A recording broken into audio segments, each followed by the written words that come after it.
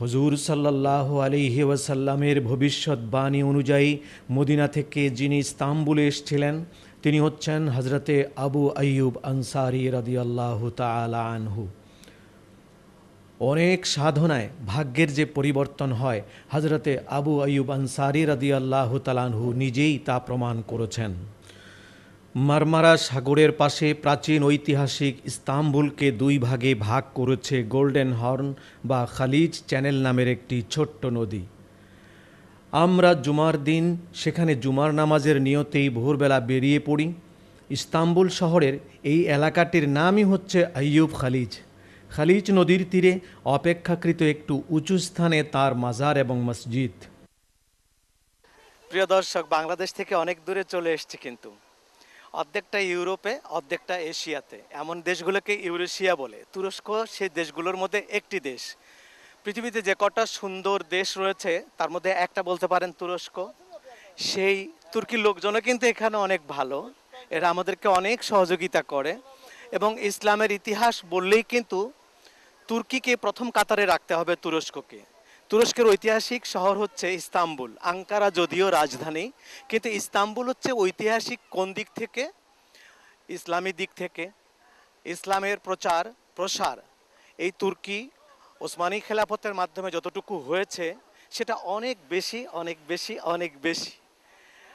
খেলাফতে রাশেদা, খেলাফতে ওসমানিয়া আর তারপরে আজকের প্রশাসন অনেকটাই উন্নত সেই তুরস্কের। হুজুর সাল্লাল্লাহু আলাইহি ওয়াসাল্লামের ভবিষ্যৎবাণী অনুযায়ী আবু আইয়ুব আনসারী রাদিয়াল্লাহু তাআলা আনহু হিজরত করে এই ইস্তাম্বুলে এসেছিলেন এবং এখানে খালিজ নামে একটা খালের পাড়ে বসবাস তিনি করেছেন, ইসলামের প্রচার প্রসার করেছেন, তার সঙ্গী সাথীরাও এখানেই ছিল এবং অবশেষে তিনি এখানে ইন্তেকাল করেন। তুরস্কের ঐতিহাসিক শহর ইস্তাম্বুলের আবু আইয়ুব আনসারী, সংক্ষেপে সুলতান আইয়ুব বলে এই জায়গাটাকে। সেখান থেকে আমরা কথা বলছি। আমরা এখানকার একজন নাগরিকের সাথে কথা বলি, দেখি উনি কি বলেন। Hazreti Eyyub el Ensari Resulullah Efendimiz sallallahu aleyhi ve sellem Mekke mükerremeden Medine Müreve hicret esnasında Resulullah Efendimiz bizzat 6 ay evinde konuk etmiştir. En sonunda mübarek buraya gelmiştir. Kabir şerifleri burada metundur. প্রথমেই আমরা সাহাবী হজরত আবু আইয়ুব আনসারী রাদিয়াল্লাহু তাআলা আনহুর মাজার শরীফে জিয়ারতে প্রবেশ করি। এই সৌভাগ্যবান সাহাবীর বাড়িতেই রাহমাতুল্লিল আলামিন হিজরতের সময় সর্বপ্রথম মেহমান হয়ে উঠেছিলেন মদিনা মুনাওয়ারায়। হিজরত করে হুজুর সাল্লাল্লাহু আলাইহি ওয়াসাল্লাম মদিনায় পৌঁছলে মেহমানদারি করার জন্য সবাই আকুল আহ্বান জানাতে থাকলে হুজুর সাল্লাল্লাহু আলাইহি ওয়াসাল্লাম বললেন, তোমরা আমার উটের রশি ছেড়ে দাও, নিজে থেকেই উট যেখানে বসে পড়বে সেটাই হবে আমার বিশ্রামের জায়গা। সানিয়াতুল বিদা থেকে হেঁটে হেঁটে উট মদিনার সকল অলি গলি ঘুরে ঘুরে অবশেষে এই সৌভাগ্যবান সাহাবী আবু আইয়ুব আনসারী রাদিয়াল্লাহু তাআলা আনহুর বাসার দরজায় বসে পড়ল। দেখা গেল সেখানে একটি সোনার পাতে লেখা আছে, এই বাড়ির মূল মালিক হলেন মুহাম্মাদুর রাসূলুল্লাহ সাল্লাল্লাহু আলাইহি ওয়াসাল্লাম। 500 বছর পূর্বেই ইয়েমেনের বাদশাহ তাবউল হুমায়রি এই জায়গা ক্রয় করে দ্বিতল ভবন তৈরি করে নবীজির নামে সোনার পাতে দলিল করে দিয়ে তার বংশের একজনকে রেখে গেলেন যতক্ষণ না নবীজি এখানে শুভাগমন করবেন। তাঁরই বংশের লোক নবীজির এই বাড়িটিকে শুধু পাহারা দিয়ে রাখবেন। সর্বশেষ পাহারায় ছিলেন সাহাবী আবু আইয়ুব আনসারী রাদিয়াল্লাহু তাআলা আনহু। হিজরতের পর নবী পাক সাল্লাল্লাহু আলাইহি ওয়াসাল্লামের উট সেখানেই বসে পড়ল।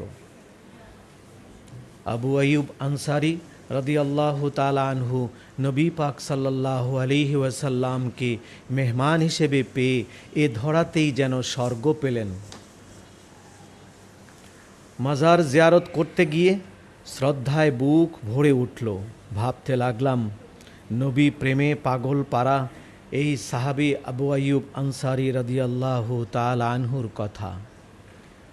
যেদিন থেকে তিনি নবীজির ভবিষ্যৎবাণী শুনতে পেয়েছেন যে আল্লাহর নবী বলেছেন, একদিন পৃথিবীর সুন্দরতম শহর কুস্তুনতুনিয়া মুসলমানরা বিজয় করবে আর কতই না সুন্দর হবে তার আমির।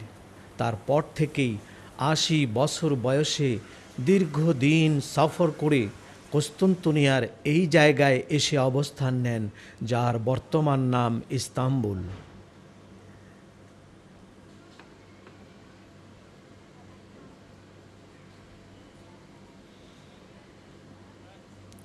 মাজার জিয়ারত করতে গিয়ে দেখা হলো মাজার শরীফের বর্তমান প্রধান খাদেম, সাহাবীর আধ্যাত্মিক সন্তান আইব নাসের জামালির সাথে। أنت تبين لنا ماذا تاريخ أبو أيوب أنصاري ايوه رضي الله تعالى عنه وأرضاه في هذه. أنت شوية تبين. نتكلم على كل باكستاني بنغلاديشي الى اخره كل مسلم. তিনি কিছুটা আরবি ভাষা বোঝেন বিধায় আমরা সক্ষম হয়েছি তার সাথে কথা বলতে। তিনি বাংলাদেশকে এতটা ভালোবাসেন তা জানতাম না। রসুল প্রেমে ও মারেফাতের তত্ত্ব জ্ঞানে নিমজ্জিত এই আধ্যাত্মিক ব্যক্তিত্বের মমতার আলিঙ্গন পেয়ে ও আমাদের দেশের জন্য দোয়া নিতে পেরে কৃতজ্ঞ হলাম। পবিত্র জুমার দিন ছিল বলে সকাল থেকেই শহরের বিভিন্ন জায়গা থেকে নারী পুরুষ নির্বিশেষে মুসল্লিগণ আসতে থাকে। সকালের দিকে মুসল্লিদের ভিড় কম ছিল বলে আমরা ঘুরে ঘুরে মসজিদের নজর কাড়া, চোখ জুড়ানো নির্মাণশৈলী, ক্যালিগ্রাফিক কালচার দেখতেছিলাম। সেখানেও দেখা গেল আল্লাহ তাআলা এবং নবীজির নাম পাশাপাশি লেখার সংস্কৃতি আবহমান কাল ধরে বিদ্যমান রয়েছে। আবু আইয়ুব আনসারী রাদিয়াল্লাহু তাআলা আনহু মসজিদে, মেহরাবে এবং গম্বুজে সুন্দর হস্তাক্ষরে লেখা রয়েছে। এগুলো নবী প্রেমের বহিঃপ্রকাশ মাত্র, যেটাকে আমাদের দেশে নবী বিদ্বেষীরা বিদআত বলে থাকে। নবীজিকে হিফাজতের দায়িত্ব পালন করেছিল বলে পৃথিবীর সব দেশেই মুসলিমদের মধ্যে কবুতর প্রীতি আছে। তুর্কিতেও তার ব্যতিক্রম নয়। অসংখ্য মানুষ নির্দিষ্ট জায়গায় কবুতরকে খাবার দিচ্ছে।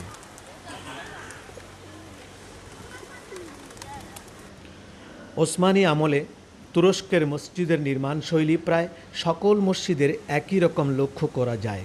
তবে মাজার শরীফের ভেতরে জায়গা অত্যন্ত সংকীর্ণ হওয়াতে জুমার দিন জিয়ারাতে প্রবেশ করা বেশ কষ্টসাধ্য ব্যাপার হয়ে দাঁড়ায়।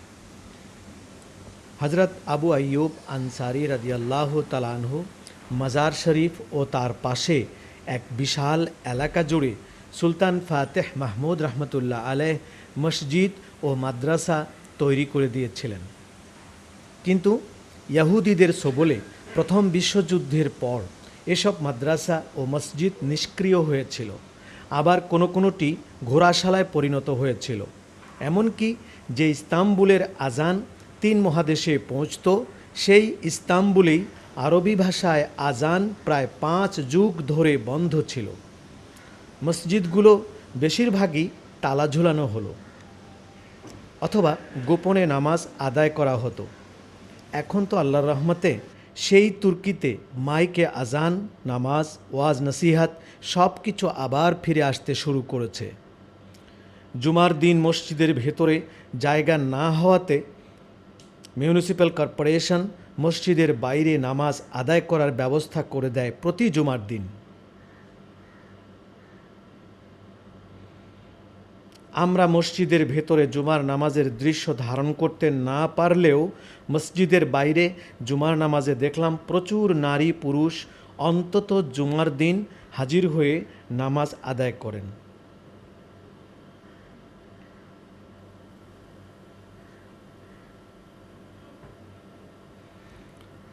নামাজ শেষে সবাই অন্তত একবার নবীজির সেই প্রিয় সাহাবী আবু আইয়ুব আনসারী রাদিয়াল্লাহু তাআলা আনহুকে একবার সালাম দিয়ে যায়।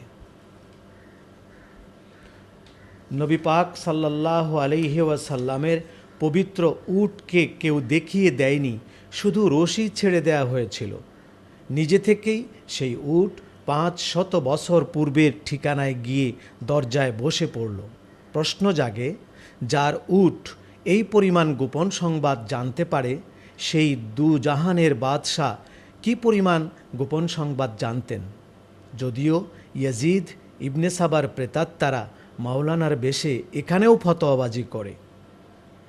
হজরত আবু আইয়ুব আনসারি রাদিয়াল্লাহু তাআলা আনহুর মাজার মসজিদ জিয়ারত করতে গিয়ে তুর্কির আরও একটি চমৎকার মুসলিম কালচার দেখতে পেলাম, তা হলো বাচ্চাদের খাতনা কালচার। সেখানে বাচ্চাদের খাতনা দেবার আগে সুলতানি পোশাক পরিয়ে অলি আল্লাহ ও সাহাবা একরামের মাজারে দোয়া নিয়ে মসজিদে নামাজ পড়িয়ে তারপর খাতনা করানো হয়।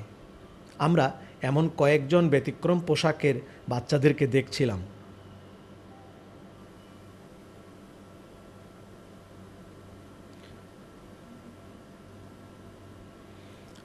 মসজিদে আবু আইয়ুব আনসারি রাদিয়াল্লাহু তাআলা আনহুর আশেপাশে আমাদের দেশের মতোই মাজার ও মসজিদ ভিত্তিক বাজার রয়েছে, যাতে আতর, টুপি, তসবি, তাবিজ, দোয়া, বই পুস্তক, বিভিন্ন মিষ্টি, চকলেট, ফলফলাদি, খাদ্যদ্রব্য সহ নানা জাতীয় জিনিসপত্র পাওয়া যায়।